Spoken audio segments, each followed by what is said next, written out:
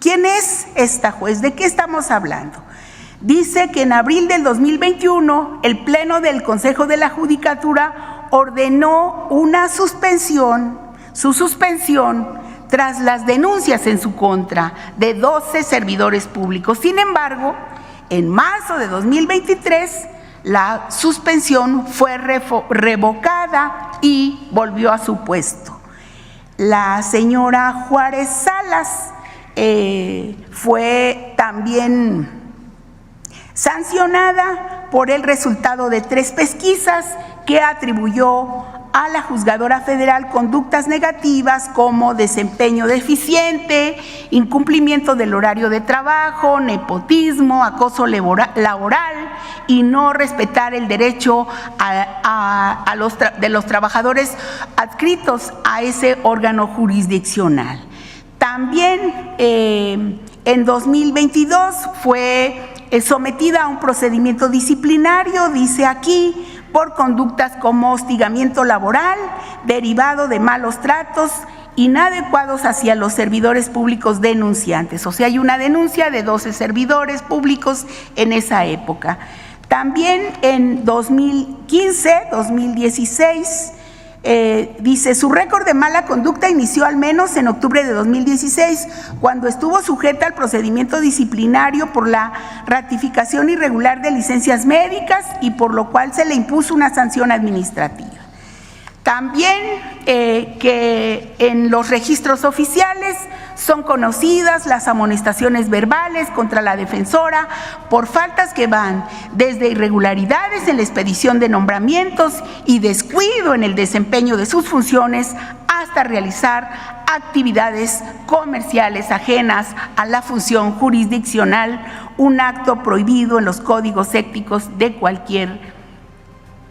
Pese a todos sus registros, esta jueza adscrita al juzgado 19º al distrito en Coatzacoalcos, Veracruz, sigue denunciando a la presidenta y porque ella cumple con la ley. ¿Sería cuánto, presidenta? Gracias.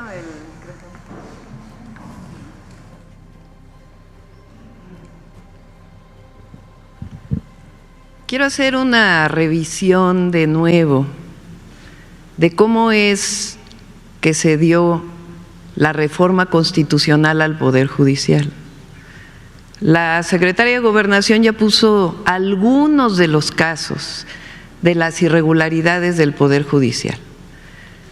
¿Cómo se cambia la Constitución? El artículo 39 de la Constitución Política dice: la soberanía nacional reside esencial y originariamente en el pueblo, todo poder público dimana del pueblo y se instituye para beneficio de éste. El pueblo tiene en todo tiempo el inalienable derecho de alterar o modificar la forma de su gobierno. La que sigue, artículo 135 de la Constitución Política de los Estados Unidos Mexicanos. Dice cuál es el procedimiento para modificar la Constitución. La presente Constitución puede ser adicionada o reformada. Para que las adiciones o reformas lleguen a ser parte de la misma, se requiere que el Congreso de la Unión, por el voto de las 2/3 partes de los individuos presentes, acuerden las reformas o adiciones y que éstas sean aprobadas por la mayoría de las legislaturas de los estados y de la Ciudad de México. El Congreso de la Unión o la Comisión Permanente, en su caso, harán el cómputo de los votos de las legislaturas y la declaración de haber sido aprobadas las adiciones o reformas. La Constitución se ha modificado una gran cantidad de veces de la Constitución de 1917 a la fecha, siguiendo este artículo. Muchísimas reformas en contra del pueblo de México y en contra de la nación en todo el periodo neoliberal. Adelante. El 5 de febrero sabemos que el presidente López Obrador envió 20 iniciativas de reforma, 18 constitucionales y 2 legales. Entre ellas, la reforma al Poder Judicial de la Federación, reforma constitucional donde entre sus puntos más importantes se planteó que los jueces, las juezas, ministros, ministras, magistrados, magistradas fueran elegidas por el pueblo de México. Adelante. ¿Cuál fue la votación? El 2 de junio. Ganamos para la presidencia casi 36 millones de votos frente a 16.5 millones de votos. Adelante. En el caso de los diputados, se ganaron por mayoría 256 distritos electorales. La oposición ganó 42 distritos nada más. 42. Adelante. La Ley General de Instituciones y Procedimientos Electorales plantea que 300 diputados son divididos por mayoría, lo que se gane de manera directa, y 200 a través de la proporcionalidad. En su momento se dijo que había una sobrerepresentación. Esta ley muestra que se siguió exactamente el procedimiento que marca la ley para la definición de los diputados plurinominales. Adelante. Adelante. Esta es toda la Ley General de Instituciones y Procedimientos. Adelante. Finalmente, esta fue el cómputo. Adelante. Una vez que fue la elección, el Congreso de la Unión abrió un diálogo sobre la reforma al Poder Judicial. Se hicieron varios foros en todo el país y por esos diálogos se hicieron transformaciones a la propuesta, se hicieron modificaciones a la propuesta original que había enviado el presidente Andrés Manuel López Obrador. Entre ellos se ajustó que hubiera una convocatoria abierta, que hubiera requisitos de 8 y 9 de promedio para poder ser juez, magistrado o ministro, que hubiera comités que seleccionaran a partir de las calificaciones de cada persona que se inscribe en la convocatoria. Es decir, todo esto fue modificado de la propuesta original gracias a estos diálogos. Adelante. Se vota finalmente la reforma al Poder Judicial Constitucional. Tiene 357 votos a favor en la Cámara de Diputados, más de 2/3 partes, adelante, y 86 votos a favor en la Cámara de Senadores, 2/3 partes. Se envía a los estados tal cual dice la Constitución, adelante, y votan a favor los estados que están marcados en rojo: Baja California Sur, Campeche, Colima, Durango, Guerrero, Estado de México, Hidalgo, Morelos, Nayarit, Oaxaca, Puebla, Quintana Roo, San Luis Potosí, Sinaloa, Sonora, Tabasco, Tamaulipas, Tlaxcala, Veracruz, Yucatán, Zacatecas y la Ciudad de México. Adelante. Adelante. Si recuerdan, el 15 de septiembre es publicada la reforma al Poder Judicial. En agosto, la mayoría de los jueces, magistrados, se van a paro. Hay un paro que ya vimos, como lo comentó la secretaria de Gobernación, lo que ha significado en términos de la justicia.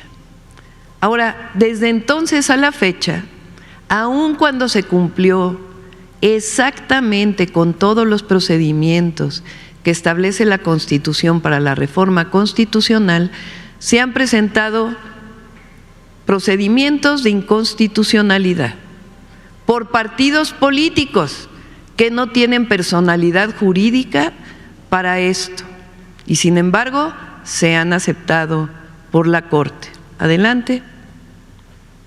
Y distintos amparos, en particular este último amparo que pide, que todavía no hemos sido notificados, es importante que se sepa, no hemos sido notificados formalmente, pero este amparo pide que se elimine la publicación. Ahora les voy a enseñar a ver si por ahí hay un diario oficial para poderles decir lo que significa eliminar. Bueno, entonces esta jueza de distrito otorgó una suspensión definitiva en la que ordena eliminar del diario oficial, esto lo sabemos por los medios, aunque no hemos sido notificados formalmente. Adelante. ¿Qué dice la ley de amparo?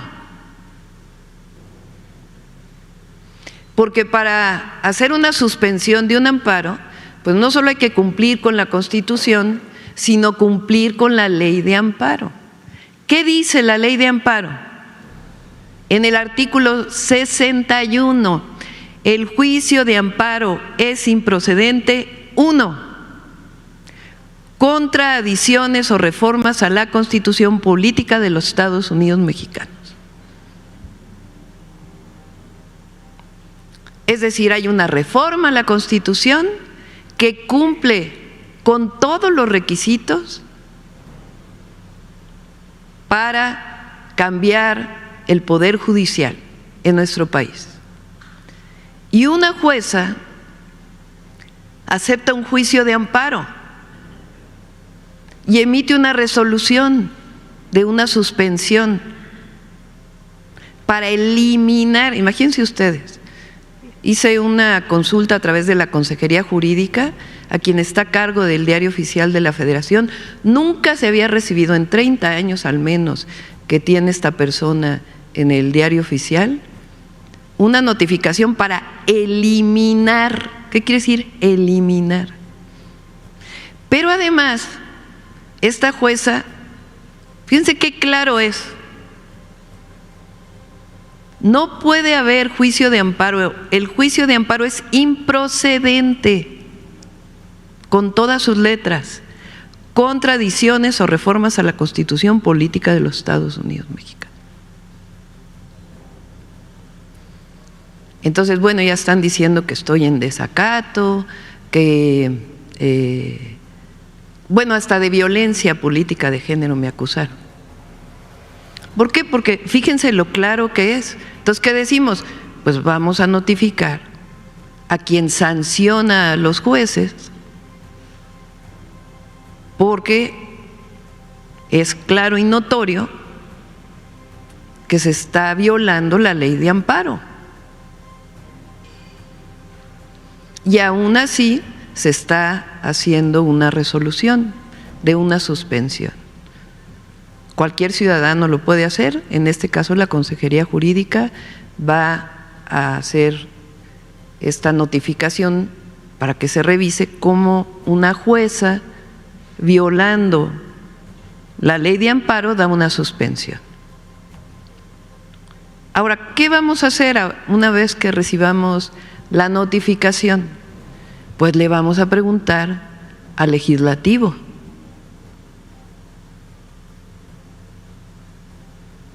Porque cuando envíe el legislativo al entonces presidente Andrés Manuel López Obrador la reforma constitucional, dice publíquese en el Diario Oficial de la Federación. Es decir, el legislativo ordena al Ejecutivo publicar en el Diario Oficial de la Federación. Y ahora una jueza, violando completamente